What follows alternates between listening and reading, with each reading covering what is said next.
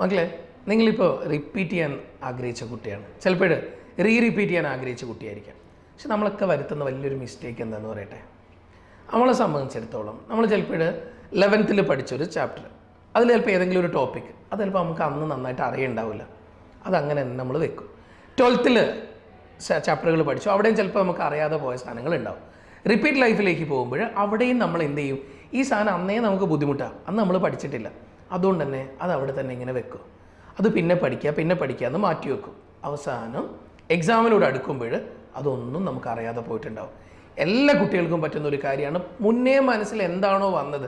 ഇപ്പോൾ ജെനറ്റിക്സ് എന്ന് പറയുന്ന ഒരു ചാപ്റ്റർ ആദ്യമേ എനിക്ക് അറിയുന്നില്ല, അതിലല്ലെങ്കിൽ ഏതെങ്കിലും ഒരു ഏരിയ ഹ്യൂമൻ ജീനോം പ്രൊജക്റ്റ് എനിക്ക് അറിയില്ല. അങ്ങനെയാണെങ്കിൽ ഇത് പിന്നീട് അങ്ങോട്ട് റിപ്പീറ്റ് ലൈഫിലും ചിലപ്പോൾ അന്ന് നോക്കിയിട്ടുണ്ടാവില്ല, റിപ്പീറ്റ് ചെയ്യുമ്പോഴും നമ്മൾ സെയിം കാര്യം റിപ്പീറ്റ് ചെയ്യും. കാര്യം എന്താണെന്ന് പറഞ്ഞാൽ അന്നും നമ്മളിങ്ങനെ ആലോചിച്ചുകൊണ്ടിരിക്കും, ഇതെനിക്ക് അന്ന് അത് പിന്നെ നോക്കാം മാറ്റി വെക്കും.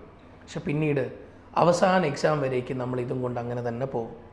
ഇതെല്ലാവരുടെ ലൈഫിൽ നിങ്ങൾ നോക്കിയാൽ മതി. നിങ്ങളുടെ മുന്നേയൊക്കെ ഉണ്ടായിരുന്ന പല എക്സാംസ് എഴുതുമ്പോഴും ചിലപ്പോൾ ക്വാർട്ടർലി കഴിഞ്ഞു, ഹാഫിലി കഴിഞ്ഞു, ഫൈനൽ എക്സാം വന്നു, അതുവരേക്കും നിങ്ങൾ അന്ന് മാറ്റി വെച്ചത് അവസാനം ഫൈനൽ എക്സാം വരെ മാറ്റി വെച്ചിട്ടുണ്ടാവും. സത്യമല്ലേ? ആലോചിച്ച് നോക്കിയേ.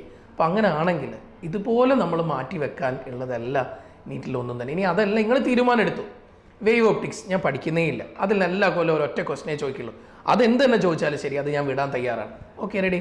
അങ്ങനെ നിങ്ങൾ തീരുമാനം എടുത്തിട്ടുണ്ടെങ്കിൽ കുഴപ്പമില്ല. മറിച്ച് കുറേ ചാപ്റ്ററുകളിൽ, ഓരോ ചാപ്റ്ററുകളിൽ ഇവിടെയൊക്കെ നമുക്ക് ബുദ്ധിമുട്ടുണ്ട്, അതെനിക്ക് കറക്റ്റായിട്ട് അറിയില്ല, ഒരു 10ഓളം ചാപ്റ്ററുകളിൽ ഈ കോൺസെപ്റ്റ് എനിക്ക് മനസ്സിലായിട്ടില്ല, അത് അവിടെ തന്നെ പിന്നോടും.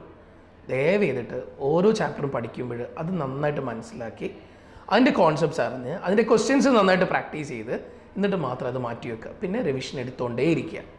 ഓക്കെ, അല്ലാതെ ഓരോ ചാപ്റ്ററിൽ ഒരു ചില ഏരിയ മാറ്റി വെച്ചിട്ട് പഠിച്ചു പോകുന്ന സിസ്റ്റം ഒരാളും കൊണ്ടുവരരുത്. അങ്ങനെ നിങ്ങൾ പോയി കഴിഞ്ഞാൽ അവസാനം നമുക്ക് ഒരിക്കലും അത് ക്ലിയർ ചെയ്തെടുക്കാൻ പറ്റാതാവും. അപ്പോൾ അതുകൊണ്ട് മക്കൾ എന്ത് ചെയ്യണം, ഓരോ ചാപ്റ്ററും പഠിക്കുന്നത് ഏറ്റവും ഭംഗിക്ക് അത് മുഴുവനായിട്ടും പഠിക്കുക, അതിൻ്റെ കോൺസെപ്റ്റ്സ് കറക്റ്റ് മനസ്സിലാക്കിയെടുക്കുക, അതിൻ്റെ ക്വസ്റ്റ്യൻസ് പ്രാക്ടീസ് ചെയ്യുക, ക്വസ്റ്റ്യൻസും ചെയ്ത് നല്ല കുട്ടികളായിട്ടിരിക്കുക. ഓക്കെ, അപ്പോൾ ഈ മിസ്റ്റേക്ക് ഇനി വരുത്തല്ലേ.